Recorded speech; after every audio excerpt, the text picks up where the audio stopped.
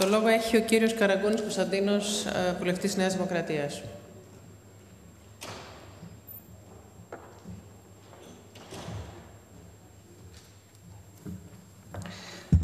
Ευχαριστώ πολύ, κύριε Πρόεδρε. Κυρίες και κύριοι συνάδελφοι, υπάρχει κάτι το εγγενές παραπλανητικό σε κάθε προσπάθεια να αποτιμήσει έναν προϋπολογισμό. Οι προϋπολογισμοί έχουν φυσικά την αυτονόητη αξία τους. Όμως ο προϋπολογισμός από μόνος του δεν αποκαλύπτει την πραγματική κατάσταση οικονομίας. Και η πλέον ενδιαφέρουσα ιστορικά περίπτωση είναι αυτή που ο προϋπολογισμός λέει κάτι απεσιόδοξο, αλλά η ίδια η οικονομία λέει κάτι το αισιόδοξο. Στη σημερινή εποχή η πλέον χαρακτηριστική περίπτωση είναι αυτή του προϋπολογισμού των Ηνωμένων Πολιτειών.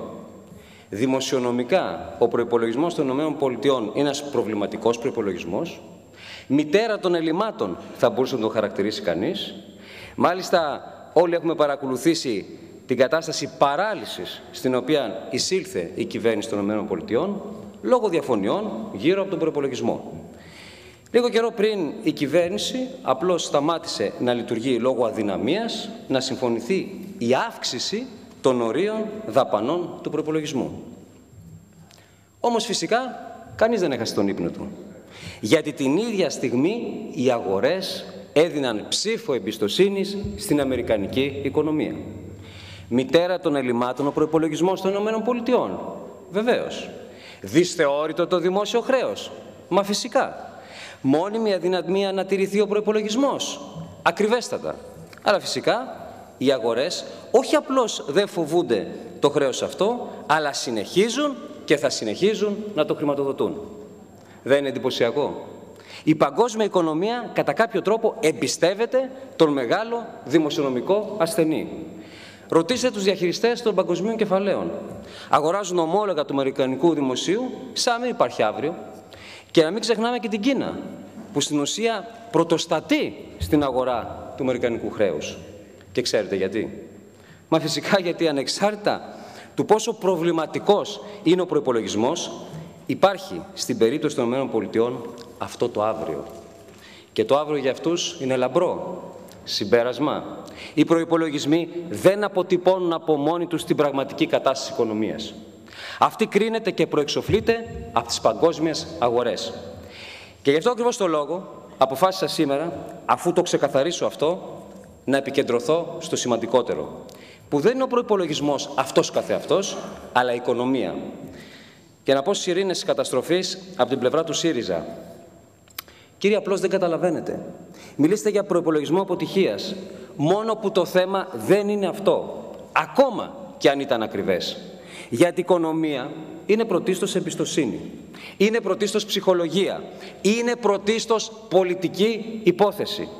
Και αυτό που εγώ εισπράττω για την ελληνική οικονομία είναι απολύτως θετικό, είναι αισιόδοξο, είναι κάτι από το αύριο που θα είναι θετικό. Πριν πάω φυσικά εκεί, να πω κάτι για το σήμερα. Χωρίς αμφιβολία, αυτό το αύριο εδράζεται πάνω στο περίφημο πρωτογενές πλεόνασμα που κατακτούμε σήμερα. Αναμφίβολα η δημοσιονομική μας προσαρμογή υπήρξε εντυπωσιακή. Το πρωτογενές πλεόνασμα άθλος. Αλλά αυτός ο άθλος οφείλεται στις θυσίες του ελληνικού λαού. Και για να κάνουμε αυτό το άλμα προς τα εμπρός που απαιτείται σήμερα και το οποίο μπορεί πράγματι να στηριχθεί στον άθλο του πρωτογενούς πλεονάσματος, οφείλουμε να αναγνωρίσουμε αυτές τις θυσίες σε όλη τους την έκταση και με το σεβασμό που τις αξίζει. Και το μήνυμα που θα ήθελα να απευθύνω είναι το εξής. Ναι, ξέρουμε ότι η φορολογική σας επιβάρηση υπήρξε υπέρογη. Ναι, ξέρουμε ότι το πλήγμα στην ευημερία σας ήταν μεγάλο. Αλλά το μέλλον δεν θα είναι έτσι. Η οικονομία αλλάζει και έτσι θα αλλάξει τελικά και η ζωή σας.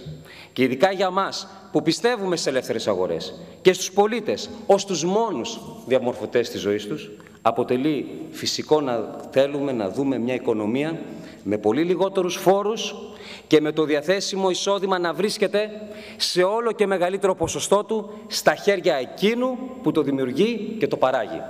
Δηλαδή στα χέρια του ελληνικού λαού.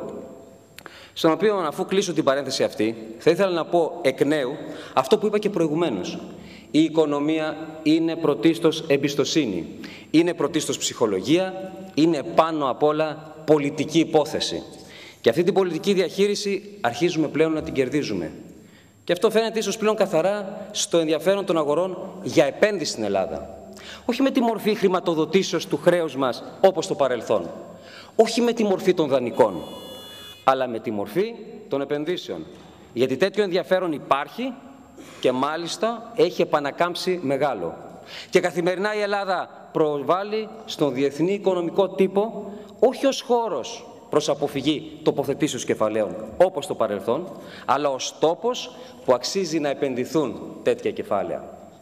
Ακριβώς όπως το είπε ένας φίλος της Ελλάδας, ο Ισραηλινός Πρωθυπουργός Μπέντζαμιν Νετανιάχου. Όποιος είναι έξυπνος επενδύει στην Ελλάδα σήμερα. Και αυτή η αλλαγή του κλίματος και της ψυχολογίας, που αποτελεί και το κομβικό σημείο σε κάθε οικονομική θετική ανατροπή, έχει πλέον υπερκεραστεί. Και όλοι ξέρουμε πώς έγινε αυτό. Ήταν ο ίδιος ο Πρωθυπουργός που το πήρε πάνω του προσωπικά να αλλάξει αυτό το κλίμα. Και η ακούραστη προσπάθειά του για επαφές, όχι μόνο με κυβερνήσεις, αλλά με παράγοντες της παγκόσμιας αγοράς, αποδίδουν σήμερα καρπούς και θα αποδώσουν καρπούς και στο μέλλον. Η Ελλάδα γυρνάει σελίδα, το αύριο θα είναι καλύτερο από το σήμερα. Είναι δε με αυτό ακριβώς το πνεύμα που υπερψηφίζω τον προϋπολογισμό με καθαρή τη συνείδησή μου και με εμπιστοσύνη για το μέλλον. Γιατί το αφήγημα για την ελληνική οικονομία αλλάζει. Γιατί η αισιοδοξία δίνει πλέον τον τόνο. Και γιατί αυτό συμβαίνει εκεί που μετράει. Στους διαμορφωτές των πεποιθήσεων των αγορών. Στους ίδιους τους μηχανισμούς που δημιουργούν, αλλά βεβαίως και ξεπερνούν τις οικονομικές κρίσεις. Δεν έχω αμφιβολία ότι βρισκόμαστε πλέον σε πορεία αντιστροφής και σύντομα θα αρχίσουμε να αναγνωρίζουμε στην Ελλάδα τη χώρα που θέλουμε και σίγουρα μας αξίζει. Ευχαριστώ πολύ. Το λόγο έχει ο κύριος Τζαβάρας Κωνσταντίνος.